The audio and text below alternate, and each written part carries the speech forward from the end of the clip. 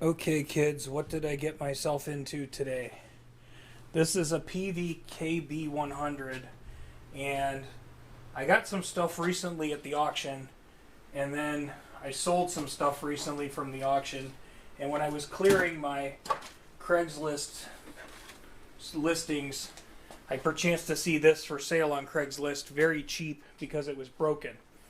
And I figured the person selling it was probably like just a local person who maybe owned this and blew it up. But it turned out it was a guy who actually owns a really neat hi-fi repair shop and fixes this stuff probably on a significantly more advanced level than I do. And this was just something he didn't have time or want to mess with. So I bought it and it's here. So from what I understand, it pops the fuse and it doesn't turn on. So we need to get in here, and with these Peaveys, to get this top off, I have to get the speaker off, and to get the speaker off, I need to pry this grill out. Usually you can slip a flat blade in behind it and pop it. Let me see if I can pop it. I don't know. It looks like there's more of an air gap down here. I might have to get a hook under there or something, but anyway. Okay, so I just picked a corner till I found one that popped, because this is held on by like industrial Velcro on all four corners. And then there is a reverb tank in here, and then we have our speaker, which bounces without being crunchy, which is good because this was purchased for probably the value of the speaker. There is a tweeter in there, which is cool. These are only like $2 or $3. But we need to take the speaker out and unplug the speaker, and then there is a reverb tank living in there. So we need to unplug that too, and we can take the head out and take a look. Okay, so I took the speaker out and I unplugged the tweeter. The tweeter's wires will stay in there. The woofer's wires will come up, and then you got to unplug the RCA's off the reverb pan. Or I guess after you slide the reverb pan like halfway out, you might be able to unplug the cable that goes to it. Yep. Okay, so I'm already head scratching a little bit here. There's a blown diode right here. There's a blown diode. The diode went poof. So I see that. Maybe I should take you over to where you can see it too. Or maybe I'll bring it to you. Okay, there. There's a diode right there that went poof. Okay, so we got a blown diode. Now, why would the diode blow? I don't know. Maybe some caps are shorted. Maybe something else is shorted. What I think I also see here, which things look pretty clean, which is kind of nice. The transistors have Motorola part numbers, and that's not typical Peavey. Peavey has Peavey part numbers, and that's very interesting. Yeah. So anyway, let me just make sure our transformer's not bad. I've unplugged it from the board, and I'll just take some AC measurements and make sure that's healthy before we proceed. I think we might be kind of up a creek. It's not the end of the world, but it's might be the end of our project for the moment. This transformer is part number 705-18713, and the secondary here isn't really putting out much of anything, despite the fact that I know I've got the full wall voltage of 125 going into it. So something's open inside of there. That one went kaboom. Now maybe it's something stupid where, you know, it'd be easily healable. I might as well just take it apart to find out, but I doubt it. Okay, so now it's heavy decision time. We've determined that our power transformer is dead. This apparently was also the power transformer that they used in the Bandit amps, so they're actually still around, and you can even buy aftermarket versions of them. Somebody on Reverb's got a used one. They want, like, I don't know, it cost me about $60-70 to get it here, but I'm certainly not done. I might be able to pull some specs and get an aftermarket, you know, equivalent or something. But yeah, we got to get a power transformer, or at least know what kind of voltage I got to shove into this thing. so I can test it and figure out what else is wrong with this cursed thing. Well, maybe this project isn't sunk after all. I placed a phone call to the gent that I got this from, because he's got a repair business, so he's got stuff and things and whatever.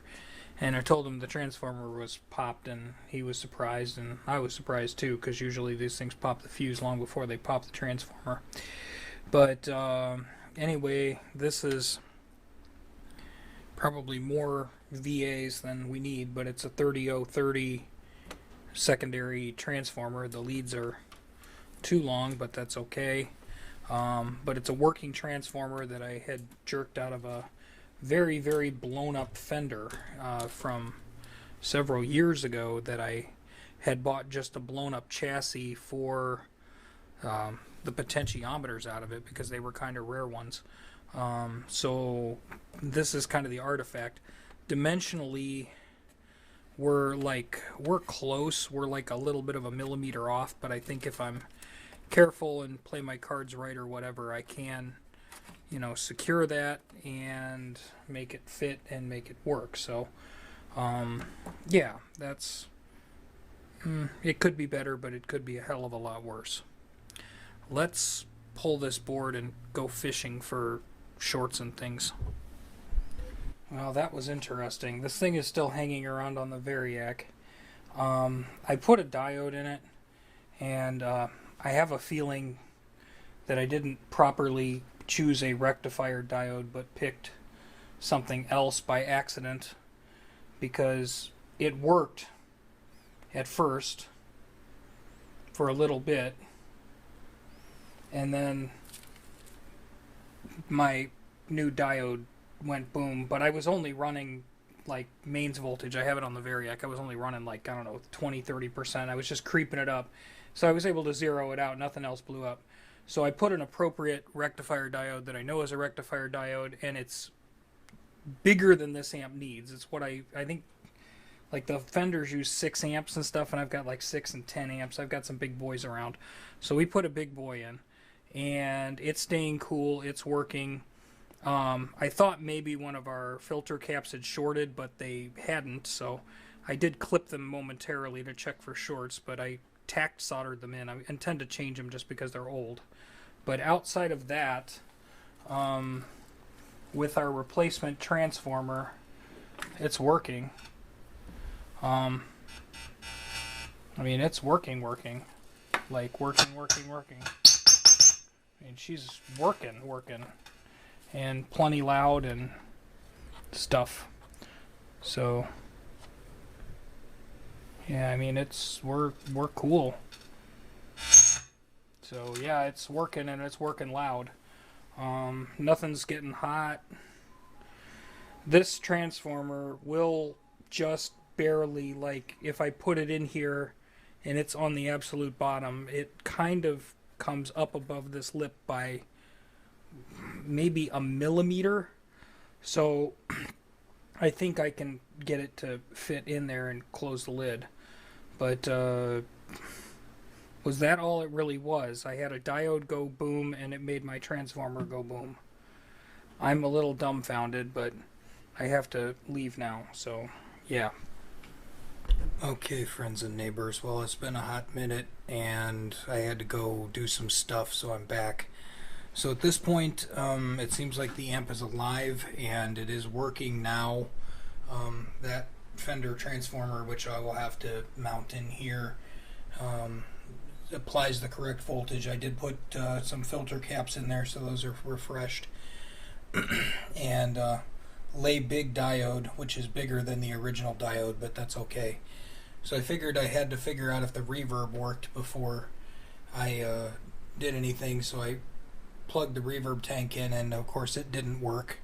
But I banged on the reverb tank and I could hear it, so the return side, this was all fine and well, but the send wasn't working, and so I started taking measurements, and of course the send side was open, but fortunately you can see my little heel there.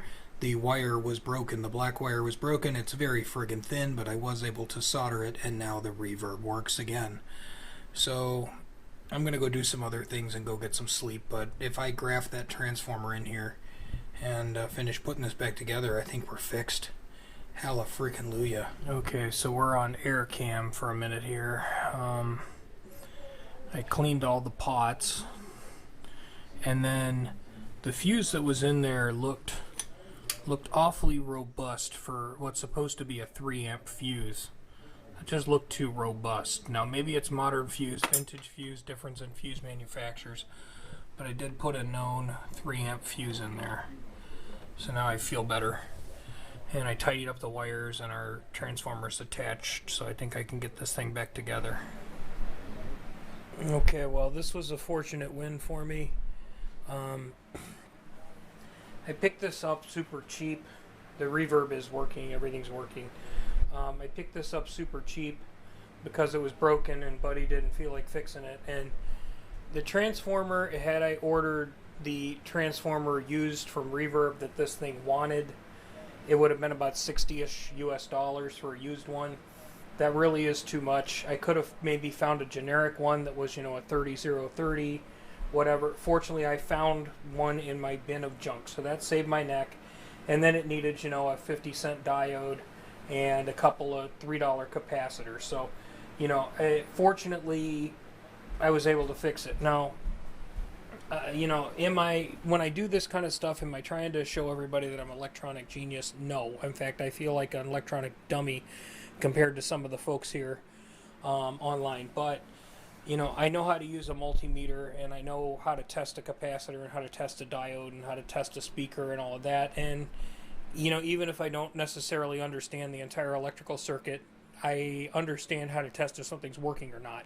And we determined that the transformer wasn't working, and we had a burnt up diode, so I took that out and then checked for shorts and didn't find any, and voila, now we have a working amp.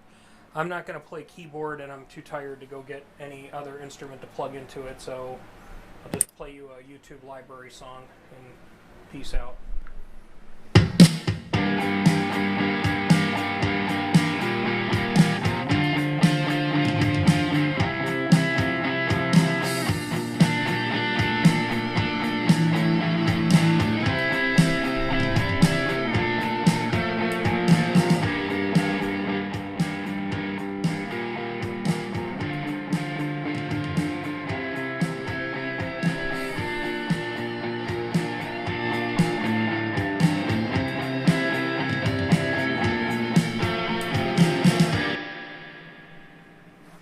Just to prove the reverb works.